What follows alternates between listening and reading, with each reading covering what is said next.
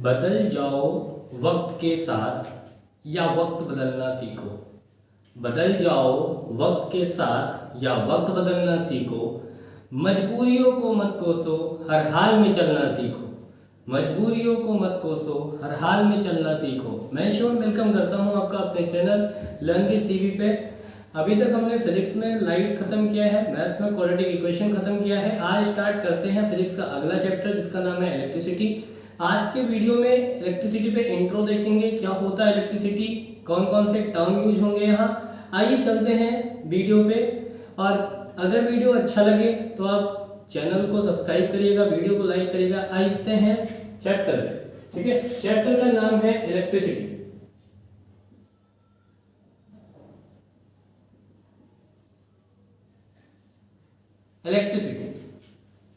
Electricity क्या होता है? इलेक्ट्रिसिटी क्या होता है? Flow of charge. Flow of charge, इसको बोलते हैं इलेक्ट्रिसिटी।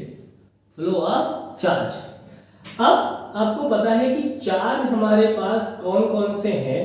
तो आपको पता है कि हमारे पास जो चार्ज हैं वो जनरली कौन कौन से हैं? इलेक्ट्रॉन है जो कि नेगेटिवली चार्ज है, प्रोटॉन है जो कि पॉजिटिवली चार्ज है, ठीक। और एक और पार्टिकल है हमारे पास जो कि क्या है आपका? न्यूट्रॉन, जो कि क्या है? न्यूट्रल है, जिसके पास नो चार्ज है, ठीक है। फ्लो ऑफ चार्ज को इलेक्ट्रिसिटी बोलते हैं। चार्ज हमारे पास सबसे छोटा चार्ज जो हमारे पास है वो इलेक्ट्रॉन है। सबसे छोटा चार्ज इलेक्ट्रॉन है।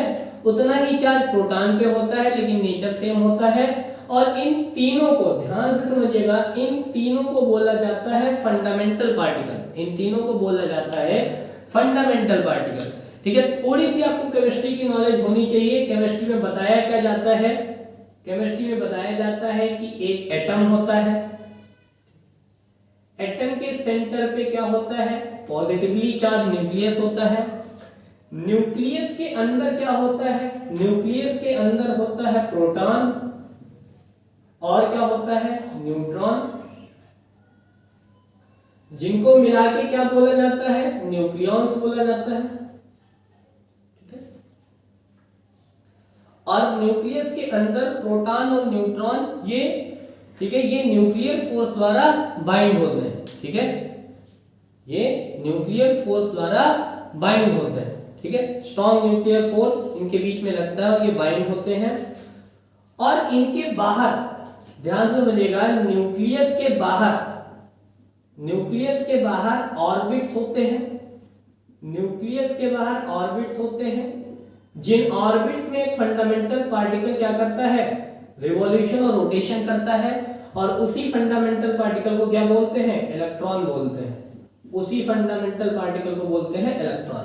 तो ध्यान दीजिएगा, एटम के अंदर न्यूक्लियस है, न्यूक्लियस में प्रोटॉन और न्यूट्रॉन है, ठीक है, जो कि अंदर बाइंड है स्ट्रॉन्ग न्यूक्लियर फोर्स से। और न्यूक्लियस और इलेक्ट्रॉन के बीच भी एक फोर्स लग रहा है, क्योंकि आपको पता है इलेक्ट्रॉन नेगेटिवली चार्ज और ये पॉजिटिव, तो पॉजिटिव और नेगेटिव के बीच भी क्या लग रहा है? एक फोर्स लग रहा है, जो कि वीक न्यूक्लियर फोर्स लग रहा है। और ये बंधे हुए होते हैं। लेकिन आउटर मोस्ट पेरिफेरी में, आउटर मोस्ट बाउंड्री पे इलेक्ट्रॉन होते हैं। तो इलेक्ट्रॉन क्या कर सकते हैं? इलेक्ट्रॉन फ्लो कर सकते हैं, इलेक्ट्रॉन ट्रांसफर हो सकते हैं एक बॉडी से दूसरे बॉडी को।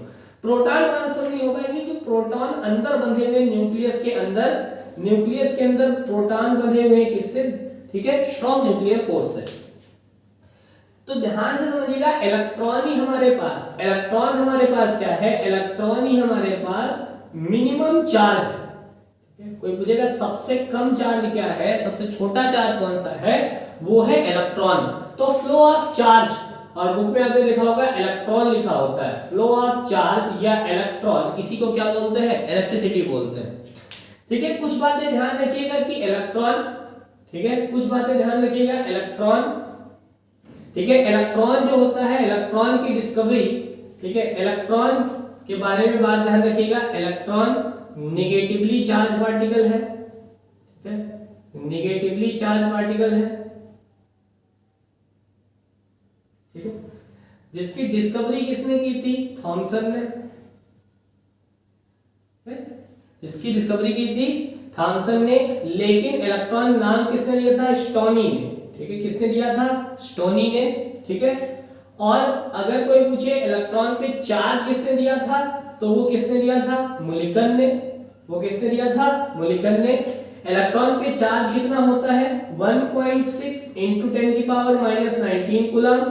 इलेक्ट्रॉन का मास कितना होता है? 9.1 इंटू 10 की पावर माइनस 31 केजी। ठीक है, माइनस 31 केजी।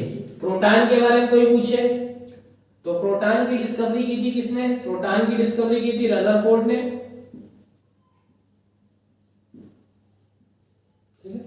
रदरफोर्ड ने। और आपने देखा होगा बुक में गोल्डस्टीन लिखा रहता है, तो गोल्डस्टीन ने एक्चुअली कैनाल रेस की डिस्कवरी की थी।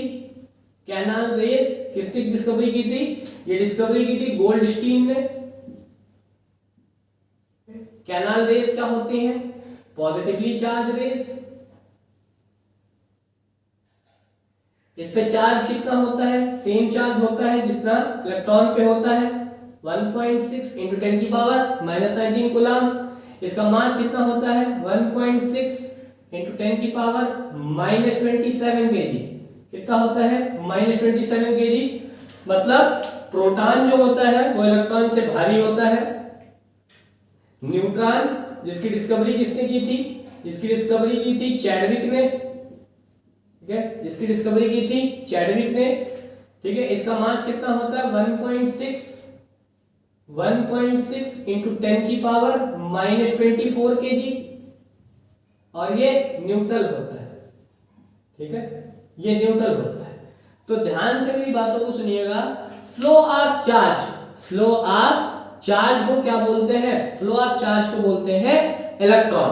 जरा देखिए चार्ज फ्लो कैसे करता है। जैसे ठीक है, आपने क्लास 9 में पढ़ा होगा केमिस्ट्री में कि एक न्यूट्रल एटम में नंबर ऑफ इलेक्ट्रॉन और नंबर ऑफ प्रोटॉन क्या होते हैं? सेम होते हैं। नंबर ऑफ प्रोटॉन और इलेक्ट्रॉन सेम होते हैं। जैसे देखिए लिथियम, मैंने सोडियम ले लिया, सोडियम 11, और आपने इसका कॉन्फ़िगरेशन पढ़ा होगा 281। अब देखिए ये इसका न्यूक्लियस है, ये इसकी पहली सेल है, इसमें 2 इलेक्ट्रॉन, ये इसकी दूसरी सेल है, इसमें 8 इलेक्ट्रॉन, 1 2 3 4 5 6 7 8 और एक बाहर वाला है। इसमें कितना इलेक्ट्रॉन है? 1। अब आप बताओ, अगर मैं इसको एनर्जी दूं बाहर से, अगर मैं इसको एनर्जी दूं बाहर से, तो आप देखिए ये वाला इलेक्ट्रॉन टाइटली बाउंड है इससे, लेकिन जैसे दूरी बढ़ती गई तो फोर्स घटता चला गया। तो जैसे मैं इसको एनर्जी दूंगा तो ये इलेक्ट्रॉन एक्साइट हो जाएगा और बाहर की तरफ निकलेगा। तो बाहर की तरफ निकलेगा तो अब आप बताओ, अभी तक तो ये न्यूट्रल था, जब एक इलेक्ट्रॉन बाहर निकल गया तो इसके पास इलेक्ट्रॉन कितने बचे? तो आपने कहा इसके पास इलेक्ट्रॉन बचे 10, लेकिन प्रोटॉन अब भी 11 है। प्रोटॉन अब भी 11 है। तो 10 इलेक्ट्रॉन ने 10 प्रोटॉन को तो न्यूट्रल कर दिया, लेकिन एक प्रोटॉन एक्स्ट्रा बच गया, तो इसीलिए ये क्या बना लेता है? ये बना लेता है Na+। तो देखिए प्लस, यानी हमें क्या मिल गया? हमें मिल गया सोडियम पे चार्ज, यानी सोडियम आयन मिल गया। हमें क्या मिल गया? Sodium ion. अब आपको पता होगा ये जो इलेक्ट्रॉन गया, ये इलेक्ट्रॉन कहीं जाएगा, तो ये इलेक्ट्रॉन क्या होता है? ये इलेक्ट्रॉन जाता है कहां पे? उनके पास जिनको एक इलेक्ट्रॉन की जरूरत होती है। जैसे देखिए क्लोरीन 17, इसका कॉन्फ़िगरेशन होता है 287। ठीक है, और आपने 9 में पढ़ा होगा कि आउटर मोस्ट सेल में मैक्सिमम कितने इलेक्ट्रॉन होने चाहिए? 8। तो देखिए इसके पास 7 इलेक्ट्रॉन है। ठीक है, इसके पास आउटर मोस्ट में 7 है, तो ये वाला इलेक्ट्रॉन ये एक्सेप्ट कर लेगा, ये वाला इलेक्ट्रॉन ये एक्सेप्ट कर लेगा, तो इसका कॉन्फ़िगरेशन क्या हो जाएगा? 288। यानी इसके पास इलेक्ट्रॉन कितने हो जाएंगे? आपने कहा वो 18 हो जाएंगे, लेकिन प्रोटॉन कितने हो जाएंगे? 17 हो जाएगा, क्योंकि प्रोटॉन तो उतना ही रहेगा। अब आप देखिए 17 इलेक्ट्रॉन 17 प्रोटॉन को न्यूट्रल कर देंगे, तो एक इलेक्ट्रॉन बचेगा, तो इलेक्ट्रॉन के ऊपर कौन सा चार्ज आएगा? नेगेटिव। तो ये क्या बनाता है, Cl नेगेटिव। ये क्या बनाता है, Cl नेगेटिव। तो देखिए यहाँ पे Na पे पॉजिटिव चार्ज आ गया। पॉजिटिव चार्ज क्यों आया, क्योंकि इलेक्ट्रॉन का फ्लो हुआ। पॉजिटिव चार्ज क्यों आया, क्योंकि इलेक्ट्रॉन का फ्लो हुआ। इलेक्ट्रॉन निकला, इसने इलेक्ट्रॉन डोनेट किया तो इस पे पॉजिटिव चार्ज आया। इसने इलेक्ट्रॉन को एक्सेप्ट किया तो इस पे कौन सा चार्ज आया, नेगेटिव चार्ज आया। अब आपको पता होगा Na+ और Cl- ये दोनों कंबाइन कर लेंगे और NaCl बना लेंगे। ठीक, तो कुल मिला के मैं आपसे कहना चाह रहा हूं कि अगर मैं आपसे कहना ये चाह रहा हूं कि फ्लो ऑफ चार्ज या फ्लो ऑफ इलेक्ट्रॉन को ही क्या बोलते हैं, फ्लो ऑफ इलेक्ट्रॉन को ही बोलते हैं क्या, फ्लो ऑफ इलेक्ट्रॉन को बोलते हैं इलेक्ट्रिसिटी। ठीक है, फ्लो ऑफ इलेक्ट्रॉन को बोलते हैं इलेक्ट्रिसिटी। अब कोई आपसे पूछ रहा है कि चार्ज क्या होता है, एक्चुअली में चार्ज क्या होता है। तो चार्ज, ठीक है, चार्ज क्या होता है, कोई पूछे चार्ज क्या होता है, तो चार्ज की बेसिक डेफिनेशन क्या होती है कि charge is the intrinsic property, मतलब अंदर की प्रॉपर्टी है ये, intrinsic property of a substance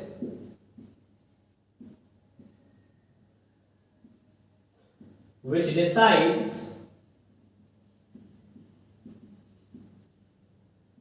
electric force between them, which decides electric force between them। अब जैसे मैं एग्जांपल आपसे पूछ रहा हूं, मैं कह रहा हूं ये एक बॉडी है और मैं कह रहा हूं ये एक बॉडी है। ठीक है, मैं कह रहा हूं आप बताइए ये दोनों बॉडी आपस में अट्रैक्ट करेंगे या रिपल करेंगे, तो आप बोलोगे दोनों पे चार्ज बताइए। अगर दोनों पे प्लस प्लस चार्ज है तो ये आपस में क्या करेंगे, रिपल करेंगे। क्लास 8 से पढ़ते चले आ रहे हो कि लाइक चार्जेस जो होते हैं वो आपस में क्या करते हैं, रिपल करते हैं। लाइक चार्जेस आपस में रिपल करते हैं। और अगर एक पे पॉजिटिव एक पे नेगेटिव है तो ये आपस में क्या करेंगे, अट्रैक्ट करेंगे। तो चार्ज क्या है, charge is the intrinsic property of a substance which decides electric force between them. ठीक है, या आप कह सकते हो एक और डेफिनेशन होती है कि चार्ज क्या है, charge is the source of electric field, magnetic field. Charge is the source of electric field, magnetic field and radiation. Electric field, magnetic field और रेडिएशन। ठीक है, और कुछ बातें ध्यान रखिएगा। अगर आपसे कोई पूछे Who coined the term charge? Charge term किसने दिया था, ये किसने दिया था, विलियम गिलबर्ट ने। किसने दिया था, विलियम गिलबर्ट ने दिया था चार्ज का टर्म। ऐसे इलेक्ट्रॉन का टर्म, इलेक्ट्रॉन की डिस्कवरी किसने की थी, इलेक्ट्रॉन की डिस्कवरी की थी थॉमसन ने। ये टर्म किसने दिया था, स्टोनी ने दिया था। वैसे ही चार्ज टर्म किसने दिया था, विलियम गिलबर्ट ने। अगर कोई पूछे कि आपके पास सबसे छोटा चार्ज कौन सा है तो वो है इलेक्ट्रॉन। अगर आपसे कोई पूछे कि फादर ऑफ इलेक्ट्रिसिटी कौन है, फादर ऑफ इलेक्ट्रिसिटी कौन है, ठीक है, तो वो माना जाता है किसको, वो माना जाता है बेंजामिन फ्रैंकलिन को। किसको, बेंजामिन फ्रैंकलिन को।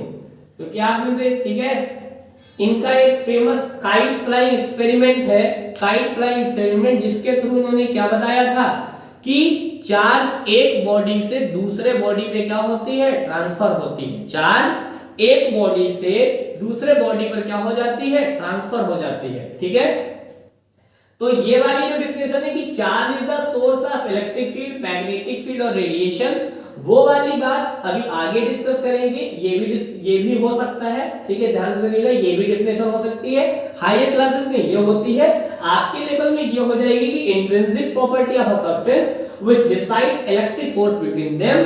चार्ज टर्म किसने दिया, चार्ज टर्म दिया था विलियम गिलबर्ट ने। और चार्ज के फ्लो होने से ही इलेक्ट्रिसिटी होती है। ठीक है, अगर चार्ज फ्लो कर रहा है, ठीक है, तो इलेक्ट्रिसिटी आएगी। जैसे आपने देखा होगा, अगर मैं एक वायर ले लूं, जैसे मार्कर ले लूं, मार्कर में मैंने कहा ये इलेक्ट्रॉन, जैसे मैंने वायर लिया, वायर में कह रहा हूं इलेक्ट्रॉन है, तो इलेक्ट्रॉन फ्लो नहीं कर रहा है। क्यों, क्योंकि इलेक्ट्रॉन को फ्लो होने के लिए एनर्जी चाहिए।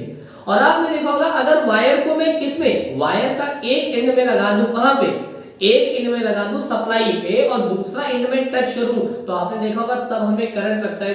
क्यों लगता है, क्योंकि उस एंड से इलेक्ट्रॉन को एनर्जी मिल रही होती है, क्या करने के लिए, फ्लो करने के लिए। ठीक है, और human body is a good conductor of human body is a good conductor of electricity. Human body आपने देखा होगा इलेक्ट्रिसिटी का गुड कंडक्टर है। हमारे बॉडी में भी आपने देखा होगा जो नर्व सिग्नल्स हैं, जो सिग्नल जाते हैं वो इलेक्ट्रिक इंपल्स के फॉर्म में जाते हैं। तो हमारे बॉडी में भी करंट फ्लो हो रहा होता है, बट काफी माइन्यूट, ठीक है, काफी माइन्यूट मैग्नीट्यूड का फ्लो हो रहा होता है। ठीक, चलिए ठीक है। तो पूरा इसमें बेसिक है। अगर आपको चार्ज आ गया, अगर आपको चार्ज आ गया तो उससे रिलेटेड टर्म भी आ जाएगा और ये पूरा चैप्टर आपके मुट्ठी में होगा। ठीक है, तो फ्लो ऑफ चार्ज या फ्लो ऑफ इलेक्ट्रॉन, इसको क्या बोलते हैं? इलेक्ट्रॉन ही क्यों? क्योंकि आपको पता है, अभी मैंने बताया, इलेक्ट्रॉन आउटर पेरिफेरी में है, तो हीट देने से या एनर्जी देने से वो इलेक्ट्रॉन बाहर की तरफ चला जाता है। अब देखिए, ठीक है, अब कोई पूछे चार्ज की यूनिट क्या होती है? ठीक है, चार्ज की यूनिट क्या होती है? तो चार्ज की यूनिट जो होती है, जरा ध्यान से मेरी बात समझिएगा, चार्ज की दो यूनिट होती है। चार्ज की यूनिट वैसे तो कूलम्ब होती है, वैसे तो कूलम्ब होती है, जो इसकी एसआई यूनिट होती है, जो इसकी मेन यूनिट होती है वो कूलम्ब होती है, लेकिन इसकी सीजीएस यूनिट, इसकी CGS unit centimetre gram second में इसकी यूनिट होती है। ठीक है, कौन वो क्या होती है? वो होती है स्टैट कूलम्ब। वो क्या होती है? वो स्टैट कूलम्ब होती है। ठीक है, चार्ज की दो यूनिट होती है, एक कूलम्ब होती है, ठीक है, और एक स्टैट कूलम्ब होती है। जैसे अभी मैंने लिखा था ना, इलेक्ट्रॉन के चार्ज होता है 1.6 × 10⁻⁻19 कूलम्ब, 1.6 × 10⁻⁻19 कूलम्ब, तो वो चार्ज की यूनिट थी। ठीक है, चार्ज की यूनिट थी, ये कूलम्ब होती है और स्टैट कूलम्ब होती है। और ध्यान से सुनिएगा, ठीक है, और ध्यान से सुनिएगा, अगर कोई पूछे कि चार्ज की, ठीक है, चार्ज की बिगेस्ट यूनिट कौन सी है? ठीक है, चार्ज की बिगेस्ट यूनिट कौन सी है या लार्जर यूनिट कौन सी है? तो वो कौन सी यूनिट है? वो है फैराडे। कौन सी है? फैराडे। ठीक है, एक फैराडे जनरली बराबर होता है 9650 कूलम्ब के। एक फैराडे बराबर होता है 9650 कूलम्ब के। ठीक है, चार्ज की बिगेस्ट यूनिट है। ठीक है, छोटी यूनिट क्या है? छोटी यूनिट माइक्रो कूलम्ब। ठीक है, माइक्रो कूलम्ब, मिली कूलम्ब, 10⁻⁹ में, 10⁻⁶ में नैनो कूलम्ब। ठीक है, पिको कूलम्ब। ठीक है, पिको कूलम्ब, फर्मी तक। ठीक है, जैसे डिस्टेंस भी आपने देखी होगी, जो बड़ी यूनिट होती है डिस्टेंस की, सबसे बड़ी यूनिट होती है लाइट ईयर, आपको पता होगा, लेकिन उससे भी बड़ी यूनिट कौन सी होती है? पारसेक। तो डिस्टेंस की सबसे बड़ी यूनिट होती है पारसेक। सबसे छोटी यूनिट क्या होता है डिस्टेंस की? फर्मी, मतलब 10⁻⁻15। वैसे चार्ज की बिगेस्ट यूनिट फैराडे होती है, फेरेड भी होती है, फेरेड। फेरेड चार्ज की यूनिट नहीं होती, फेरेड कैपेसिटेंस की यूनिट होती है। ठीक है, चार्ज की यूनिट नहीं होती, फेरेड कैपेसिटेंस की यूनिट होती है। ठीक है, तो चार्ज की प्रॉपर्टी ही यहां पहले आपको पढ़नी है। ठीक है, चार्ज की प्रॉपर्टी आपको पढ़नी है, तो आपको चार्ज क्लियर हो गया क्या होता है? अब चार्ज की प्रॉपर्टी देखते हैं। ठीक है, चार्ज की प्रॉपर्टीज देखते हैं क्या क्या होती है। ठीक है, प्रॉपर्टीज ऑफ चार्ज क्या क्या होती हैं इसकी प्रॉपर्टी। पहली प्रॉपर्टी होती है कि charges are of two types. Charges दो टाइप्स की होती हैं। कौन कौन सी? एक होती है प्लस और एक होती है माइनस। प्लस का मतलब क्या है? कि वहां पे इलेक्ट्रॉन की इफिशियंसी, इलेक्ट्रॉन की डिफिशियंसी है। प्लस का मतलब वहां से इलेक्ट्रॉन लूज हुआ है। माइनस का मतलब वहां पे इलेक्ट्रॉन एक्सेप्ट हुआ है। ठीक है, फिर सेकंड है चार्ज ट्रांसफर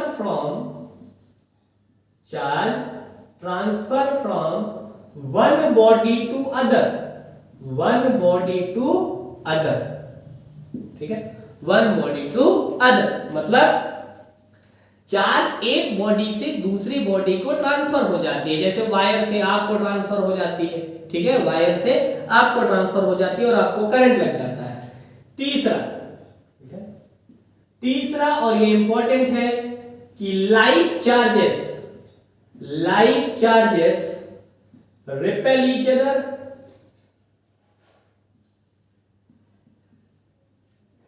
जबकि unlike unlike charges attract teacher, unlike charges attract teacher. जैसे प्लस प्लस इसमें क्या होगा, रिपल्सन होगा, प्लस माइनस इसमें क्या होगा, अट्रैक्शन होगा, माइनस प्लस इसमें क्या होगा, अट्रैक्शन होगा, माइनस माइनस में क्या होगा, रिपल्सन होगा। ठीक है, तीन प्रॉपर्टी पढ़े और प्रॉपर्टी देखते हैं। ठीक है, और प्रॉपर्टी देखते हैं। तीन प्रॉपर्टी आपने पढ़ा। चौथी प्रॉपर्टी, चौथी प्रॉपर्टी, चौथी प्रॉपर्टी क्या है, चौथी प्रॉपर्टी है कि charge, charge is quantized, charge is quantized. इसका क्या मतलब है, ठीक है, इसका क्या मतलब है। ठीक है, मैंने आपको बताया कि किसी बॉडी पे चार्ज कब आता है, जब इलेक्ट्रॉन का फ्लो होता है। ठीक है, इलेक्ट्रॉन का फ्लो होता है तो चार्ज इज क्वांटाइज्ड का मतलब है कि charge on a body, charge on a body is an integral multiple of, is an integral multiple of, is an integral multiple of electronic charge।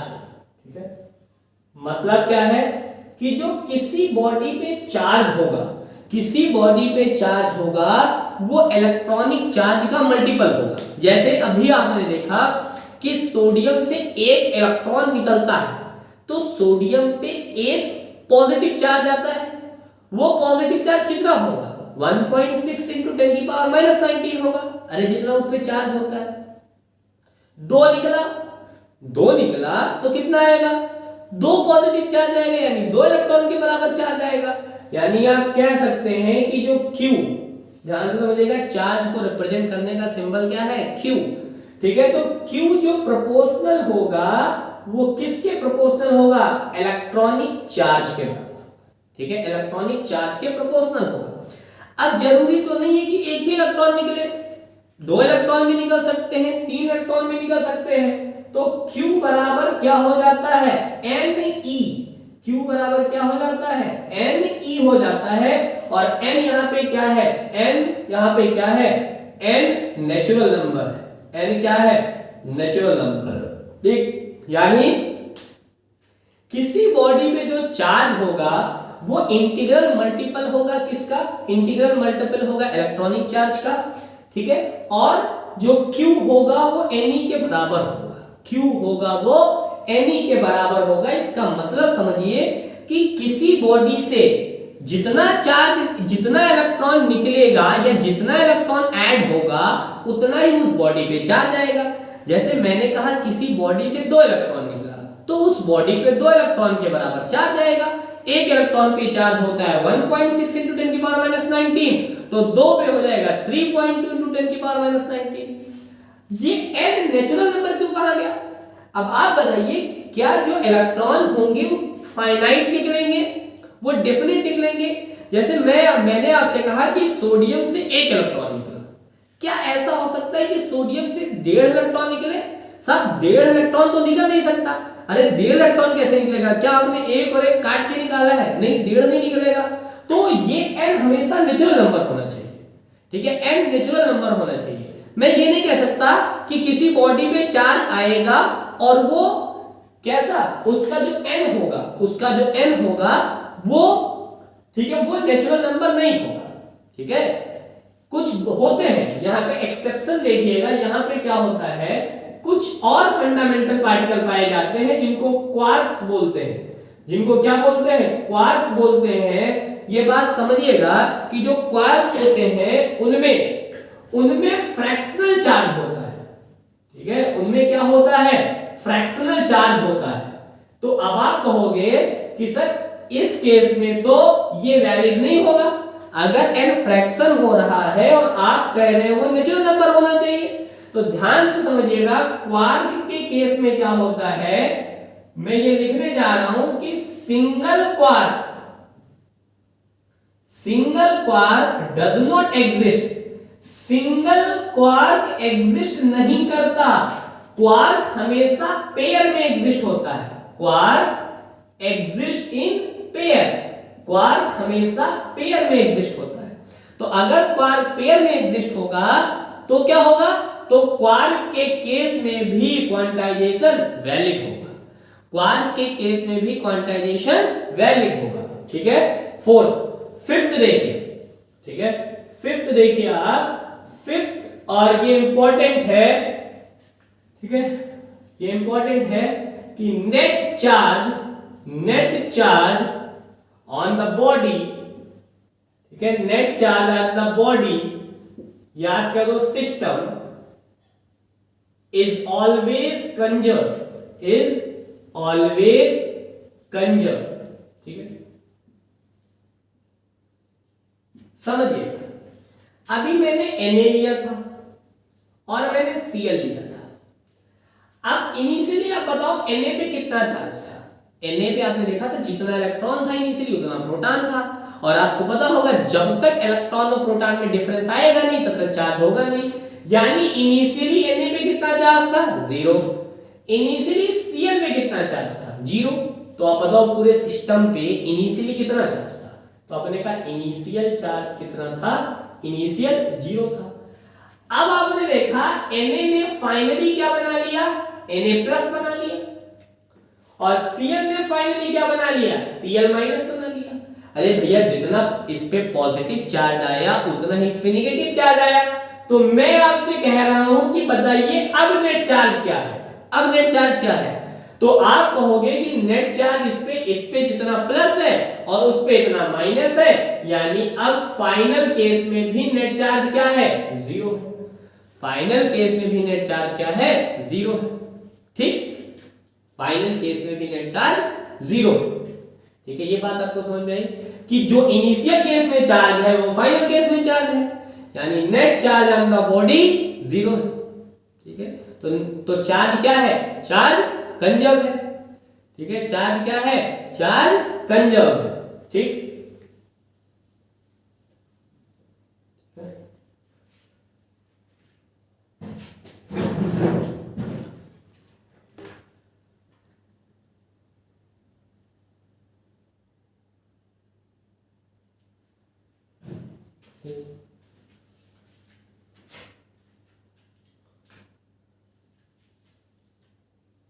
अगली प्रॉपर्टी, अगली प्रॉपर्टी देखिए कि charge is always associated, charge is always associated with mass. Charge is always associated with mass मतलब समझिए, अगर किसी body पे charge है, अगर किसी बॉडी पे चार्ज है तो उस बॉडी का मास भी होगा। अगर किसी बॉडी पे चार्ज है तो उस बॉडी का मास भी होगा, बट इसका जो वाइस वर्सा है, जो इसका वाइस वर्सा है वो गलत है, वो सही नहीं है। आप ये नहीं कह सकते कि अगर किसी बॉडी पे मास है तो उस बॉडी के पास चार्ज भी होगा। ये सही है कि अगर किसी बॉडी के पास चार्ज हुआ तो उस बॉडी के पास मास भी होगा, लेकिन ये सही नहीं है कि अगर किसी बॉडी के पास मास है तो उसके पास चार्ज है। जैसे एग्जांपल देखिए, एग्जांपल है न्यूट्रॉन, एग्जांपल है न्यूट्रॉन। न्यूट्रॉन पे मास है, न्यूट्रॉन पे मास है लेकिन न्यूट्रॉन पे चार्ज नहीं है। ठीक है, तो किसी बॉडी के पास मास है तो जरूरी नहीं कि उस पे चार्ज होगा, लेकिन अगर किसी बॉडी के पास चार्ज है तो ये जरूरी है कि उसके पास क्या होना चाहिए, मास होना चाहिए। ठीक, अगली प्रॉपर्टी, अगली प्रॉपर्टी देखिए, charge is invariant, charge is invariant मतलब कि किसी, ठीक है, चार्ज इज इनवेरिएंट, या कह सकते हैं कि not depend upon the velocity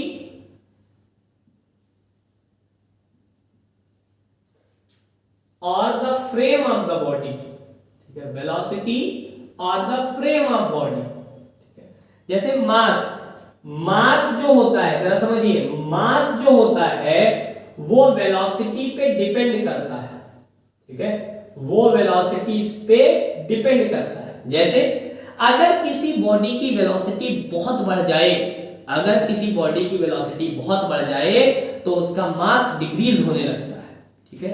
जैसे अगर कोई बॉडी लाइट के स्पीड से चलने लगे तो उसका रेस्ट मास क्या हो जाता है, जीरो हो जाता है। लाइट के केस में आपने देखा था कि फोटोन के केस में फोटोन का रेस्ट मास क्या हो जाता है, जीरो। लेकिन चार्ज को कोई फर्क नहीं पड़ता, कोई बॉडी किस स्पीड से चल रही है उससे चार्ज का कोई लेना देना नहीं, उससे चार्ज का कोई लेना देना नहीं।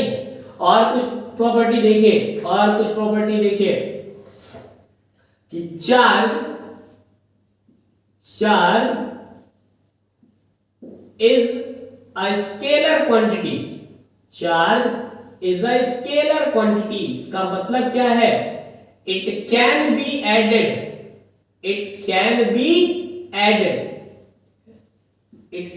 एडेड, स्केलर क्वांटिटी है, मतलब इसके पास मैग्नीट्यूड होता है लेकिन डायरेक्शन नहीं होता, ठीक है। जैसे मैंने कहा किसी बॉडी पे चार्ज है 4 कूलम का, तो ये नहीं मैं पूछूंगा कि किस डायरेक्शन में है, क्योंकि इसके पास डायरेक्शन नहीं होता। जैसे समझिए, अगर एक बॉडी है, एक बॉडी पे 2 कूलम का चार्ज है, दूसरी बॉडी पे -3 कूलम का चार्ज है, तो मैं आपसे नेट क्यू पूछूं तो आप कहोगे +2 -3, यानी नेट चार्ज कितने का है, -1 कूलम का, ठीक है। नेट चार्ज कितने का है, -1 कूलम का है। Charge is a scalar quantity, it can be added, ठीक है, चार्ज ऐड हो सकता है, ठीक है।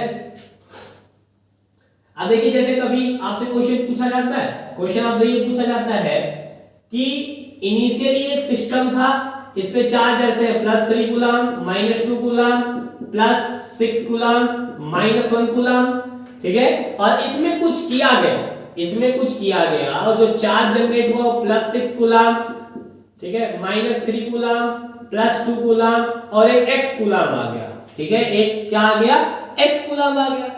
तो आपसे कह रहे हैं बताइए इस x की वैल्यू क्या है, आपसे पूछा है इस x की वैल्यू क्या है, ठीक है। तो अब आप देखिए, मैंने अभी आपको प्रॉपर्टी बताई है कि चार्ज ऑन अ बॉडी या charge on a system is always conserve, मतलब जितना इनिशियली था उतना ही फाइनल चार्ज होना चाहिए।